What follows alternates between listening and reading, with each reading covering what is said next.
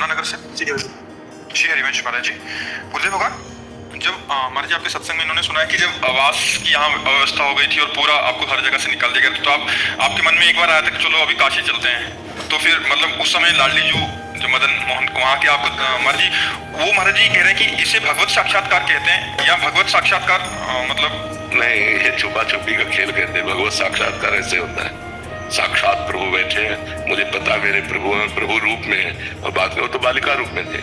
जीवन में ऐसी 50 घटना घट चुकी जिनमें भगवान छुप छुप के खेलते हैं। ये छुप छुप के खेलना भगवत साक्षात्कार नहीं, पर ये भगवत साक्षात्कार की योग्यता है, भगवत साक्षात्कार की योग्यता है।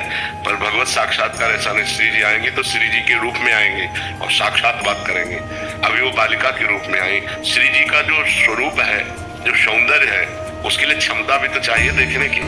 भगवान श्री कृष्ण के चरणों से जो तेज निकलता है वो शास्त्र सूर्य कोटि संप्रभा, हजारों सूर्यों के, करोड़ों सूर्यों के समान तेज। एक सूर्य को तो देख नहीं सकते और एक साथ करोड़ सूर्यों का तेज श्री कृष्ण के चरणों से निकल रहा है, हम कैसे देख पाएंगे? तो भजन करते करते क्षमता आती है उस महाप्रकाश, उस तेज पुंज परमात्मा को देखने की। वो दिव्य दृष्टि देते हैं, तब वो साक्षात्कार होता है। इसीलिए अपने भक्तों के साथ नॉर्मल रूप रख करके, लड़की का रूप रख लिया, बालक का रूप रख लिया, वृद्ध का रूप रख लिया, संत का रूप, तो अरे ये तो भगवान थे। जब चले गए तो अरे ये तो भगवान थे, ये तो श्री जी थी, पक्का श्री जी थी, और हृदय आनंद में लबालब डूब रहा है। अब वो धीरे धीरे क्षमता बढ़ती चली जाती है, फिर वो अपने रूप में आ जाते। अगर वो अपने रूप में आ जाए तो अभी प्राण निकल जाए, प्राणों की क्षमता नहीं कि देख सके।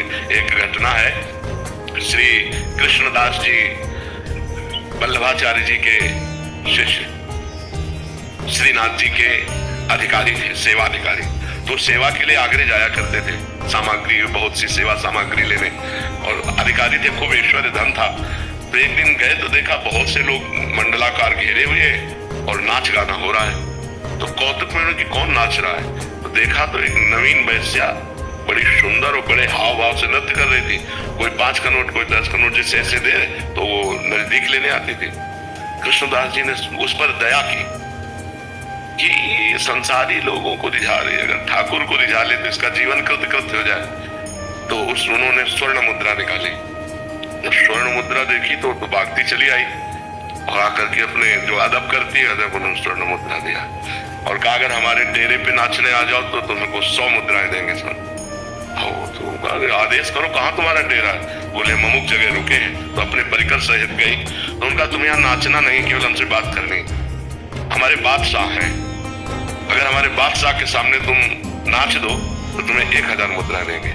अरे उनको बताओ कब? उनका अभी, पर 1 महीना हमारे साथ रहना होगा। तो उन्होंने जो उनके बजाने वाले थे उनको पर्याप्त मुद्राएं दी और वैश्या को लिया और आ गए। तो गिरिराज जी में जब ये हुआ कि कृष्णदास भंडारी जी अधिकारी जी वैश्या को लेके आए तो सब गलत सोचने लगे। उन्होंने मानसी गंगा, राधा कुंड सब जगह स्नान करवाया और उसको पद सिखाया जो आचार्यों के पद है, और भावभंगियां तो उसको आती ही थी।